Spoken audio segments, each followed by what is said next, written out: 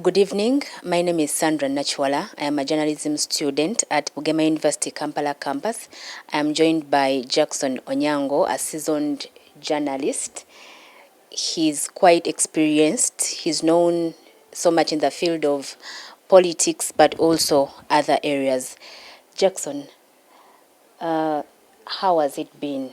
If you were to explain what you've gone through or describing your experience, how is it so far? I think I can say my experience is fantastic, although sometimes, of course, in this field, just like for soldiers, there are ups and downs. So there are those moments that you really enjoy, but there are those moments that are tense and sometimes controversial. Yeah, but all in all, you do what you can to serve the public. So, have you reported public affairs before? Yeah, I think if you're doing journalism, public affairs will compose majority of what you do. That's if you are not doing human interest stories. Human interest stories, these are stories that impact on people's lives, affect people's lives in different ways, things that matter to people. But journalism, to my understanding, I will say that 80% of it is public affairs, because we are supposed to, journalism, we play a role of public watchdog. On behalf of the public, we are there to monitor and report what is happening. And therefore, if you're looking at reporting on government institutions, most of the times you'll find that we are talking about either elections, you'll find we are talking about passing of budgets at parliament, that is now the legislative arm of government. We are talking about what the executive is doing. We are talking about what the local governments, the districts are doing. So that is public affairs reporting. Like you are trying to tell the public that, you know what, the judiciary, a court of law has taken this decision, and this is how it is likely to impact on you. If we were to talk about the Anti-Homosexuality Act that was upheld by the courts of law recently. So you have to go deep into explaining to the public how that matters to them or not. Okay. How do you identify people relating to stories? Yeah, like I've explained, so we'd have various stories that we cover. Like one can be, are you doing human interest story? Are you doing breaking news stories? Like events that unfold? Are you doing public affairs, reporting stories? So let's say, like I've just said, if you are talking about the Anti-Homosexuality Act that has just been upheld by the Constitutional Court, so you have the decision of court. That is the story number one. You're saying court has ruled on this, ABCD, ABCD. But then you need to get reaction. So one, you may need to get, first of all, the people who moved this motion, who came up with the law, to get their side of the story, whether they're happy or unhappy. So which means that becomes your source of the story. Two, there are petitioners into this story. So which means there is a reason as to why they went to court, and they have an opinion now based on what the court has decided. But there are the respondents, those who are responding to the petition. Also, they have their side of the story. So those are the particular interest groups that you are looking for. But beyond that, there are people who have experience and expertise, either by virtue of their education or by the virtue of what they do. So we normally also talk to those people to give us a neutral point of view other than these interested parties. So that's how we identify sources of these stories that we do. Okay. You talked about human interest stories, but I know there are other forms of stories. So I want to know the difference between public affairs stories and just normal stories. Yeah, like a normal story is, let's say, for instance, today, if they tell us that there has been an accident along Masaka-Kampala highway, that is a normal story. It is, of course, breaking news story. So basically, you're going to tell us the facts of the story. ABCD, this number of people have been injured, this number have died. So it is just a story to update the public on what has just unfolded. But public affairs stories are stories that you sit sometimes and you generate them based on what is happening. So for example, even from the accident I've just talked about, you can generate a public affairs story because one, we need to scrutinize what is the cause of accident. The cause may be just beyond reckless driving. It could be because of the poor state of the roads. It could be because of the nature of the vehicles that are on the road. And therefore, DMCs, the vehicles on dangerous mechanical condition, we have the police force, which is supposed to regulate the motor vehicles on the road, how they look like, the condition, and so on. So are the police playing their role? So you see that you are now questioning different parties that have responsibility to play. Are they doing their role? So there you would have entered into public affairs reporting. So what are some of the challenges in public affairs reporting? The challenges are enormous. One, from the institution you work for, sometimes resources are required. Just let's say if you're going to move within Kampala, a story is within Kampala, maybe like that one where we have talked about, it is a story to do with the road infrastructure. You may need to talk to the Ministry of Works. You need to talk to police and other stakeholders. Now, sometimes there is information that is written of policies and so on. You may not get this in a timely manner. There's a tendency of government institution trying to hide information from you, which means getting this information may take you time, and sometimes you could even end up failing. But like I've also hinted at it, you need resources to enable you to move from one place to another and so on. So that takes time. And some of the institutions, I mean media houses, may not have these resources to facilitate someone to do this story. And then, if the story is sensitive in a way that it puts somebody's job at risk because you are questioning them, then you have a very high likelihood that there could be a threat on your life.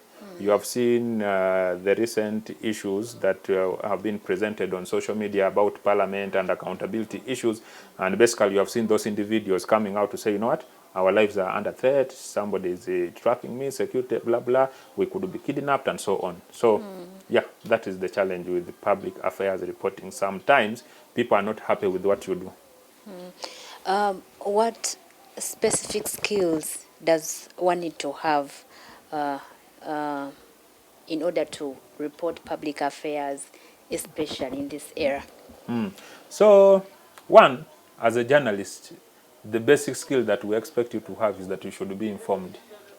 First of all, having gone through journalism school, these are imparted in you that, you know what, if you are to collect news, you need to be informed on the subject that you are going to do. So that means reading a lot, trying, because you are not going to, when you're asking questions, these questions must be relevant.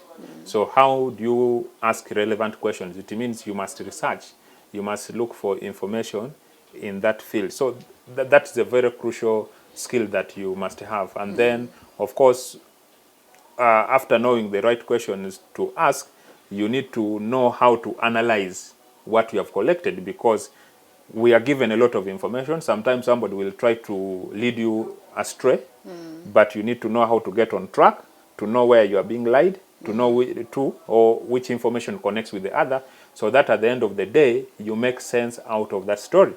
But also on how you disseminate the information. We have various platforms, so you need to know the needs of each of the platforms you are going to report on. How is social media relevant to news reporting? Yeah, social media, first of all, it helps to send the message faster to people because it is timely.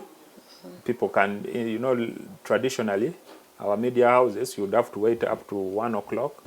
You wait up to the evening hour for you to get to know what is happening. But today, with social media, that information can be sent out immediately. That is in terms of dissemination. However, you can use social media as a media house, again, to alert your viewers that, you know what, we have something interesting that is coming for you. You have to keep up on tabs to get to know what we have in full details. However, as a journalist, it is also a source of information, because We have to talk. How do journalists? You get to newsroom in the morning, the question will be, where are you going to get your stories from? So sometimes some of the things we report about actually happen on social media. But social media will not go deep to give you the details. So the public will still be yearning to know the truth of how something happened, why it happened, and so on. And that's where we come in. So social media is also helping us to give us information where we are not there, and then we do our roles of expounding on the idea and the topic that matters. Okay, let's go to citizen journalism. How do you understand it? Citizen journalism is basically someone, I would say, who has not gone to J school, that is journalism school, members of the public outside there. And even if you have gone to journalism school, still you may not be practicing. Maybe you are in the village there. But normally, if you find that something is happening, you report. So reporting can mean on your own platforms, like you have seen Spire doing it. You have seen Kakwenza doing it on social media. So those are with citizen journalists, that they are also playing a role that would have been played by journalists. Now, sometimes journalists are not everywhere, media houses are not everywhere, and members of the public will always come out to give out this information. So when they do that, they are basically doing what is called citizen journalism.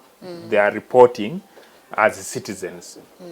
Does it hinder public affairs reporting? And if yes, how? I don't think citizen journalism hinders public affairs reporting, because it is just a small proportion of what they do. Citizen journalists may not go into full detail to explain to us what has happened and so on. So actually, citizen journalism only enhances what we are doing. It supports us because, like I say, it originates an idea of what is happening in a particular community, of what is happening in a certain institution of government that a journalist may have not known about it. So as the original source of information, it aids the journalist to follow up on the matter that otherwise we wouldn't have known about. So it doesn't hamper in any way. It only helps to it further. doesn't cause any issues to public affairs reporting? No, it doesn't. The only concern would be is that sometimes this information by citizen journalists needs to be authenticated. Like you need to really verify them before you go for them. You know, like during elections where pictures are thrown here and there, and you find they will tell you that the security forces have killed people, they have beaten, or they have done ABCD.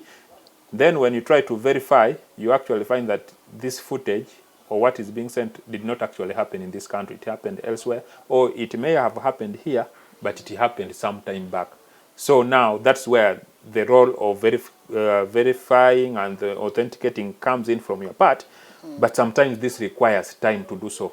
So sometimes if you are not careful, you'll find that you have been driven out of course because of the deliberate misinformation or disinformation. Okay. I understand you are experienced. I want to know how exactly one can handle a difficult source of information. Maybe if you give me an example of a difficult source of information, I will be able to. When someone pretends to be so difficult to give information, or a rude person, someone who is emotional, yeah. Okay, no, in journalism, one of the first things that you are taught is that when you are going to talk to sources, you need to build a rapport. So if I want certain information, I need to assess your reaction to what I need. Like if I came straight away and told you, I hear there is a sex scandal at Bugema University. Is it true? If I'm asking that question to the principal, is likely to give me a negative attitude. And the moment he gives you a negative attitude, it means he has blocked you. So basically, one of the tactics that we use is to ask questions that are actually not relevant, to build a conversation with you, to make you easy. Then we talk. Along the process, you may actually deliver that information to me, by yourself without me asking it. But even if you do not do so, along the way, I might now ask you, and we're already in the middle of the conversation, this is being recorded, certainly you are not going to decline to give me the information. You will give me, but certainly you will try to cover up or lie about the facts. But now, in every story, there are always aggrieved parties. If you're talking of investigative stories, normally, for example, you know that cabinet documents and decisions are secret. They will only issue those that they want out. But normally, in that cabinet, there are people who are aggrieved by certain decisions, and they will be always willing to talk to you. Now, what you need to do is to build trust that somebody, you know what, over time, you have been doing certain things, and people reach a point where they can say, Sandra is a trustworthy source, and he cannot declare his sources whenever he has got certain information. So if you have been trusted, then some information will always come to you. Okay. Have you ever met such? Yeah, we do this. I mean, at Parliament, I've covered politics for some time. Some of the stories you do basically come from such sources.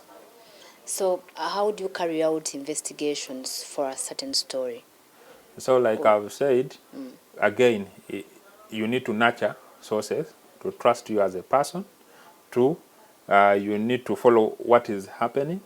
3, you need to read a lot, because some of the information, like when we go to these committees, Auditor General brings a report, and basically, if you open it, you may not see something, because we're always interested in the first, second page, and that is it. But sometimes if you take time and read this 400-page document, you may actually see something that nobody has talked about.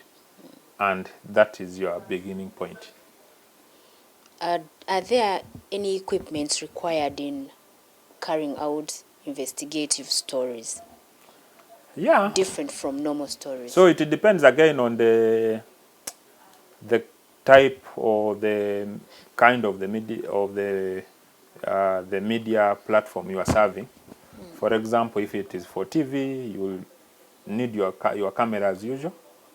If it is for radio, you will need your recorder. If it is for print, you will need still some of those items, but additionally pen and paper. Those are the basics. But if you are doing for TV, like I've said, there are stories. For example, if security personnel are committing crime, they don't want you to film that. When people are committing crimes, they don't want you to show that.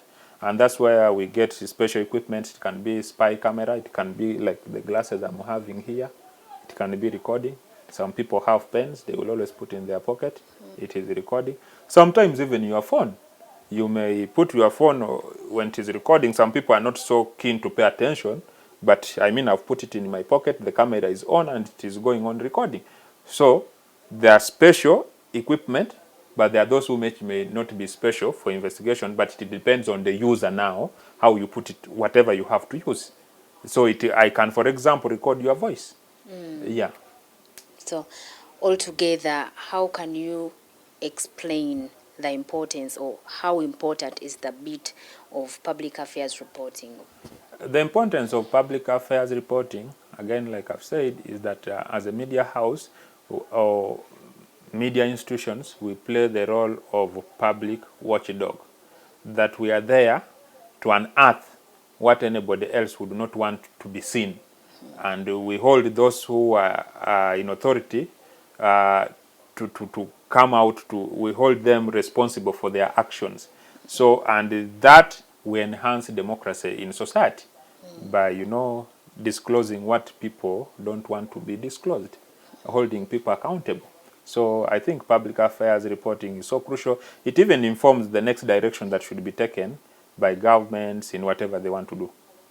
Okay. Thank you, Jackson Onyango. That was his submission about public affairs reporting. He has taken us through different things about investigative journalism, about citizen journalism. I have learned a lot personally. I hope you have also gotten something new from this interview. I am Sandra Nakiwala. Thank you. Good evening.